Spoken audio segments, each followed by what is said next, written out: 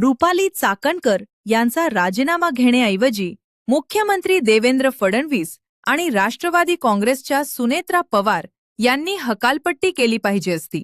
अंधश्रद्धा विरोध विधेयक होऊन सुद्धा महाराष्ट्रात महिला आयोगाचे अध्यक्ष रुपाली चाकणकर या समर्थन करणं तसेच त्यांनी केलेल्या पापांमध्ये अप्रत्यक्षपणे सहभाग घेणे ही निषेधार्थ बाब आहे.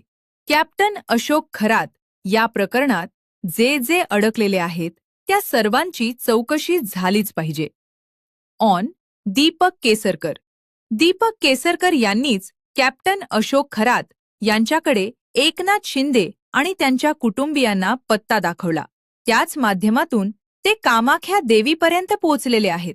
दीपक केसरकर हे बाबा म्हणूनच ओळखले जातात.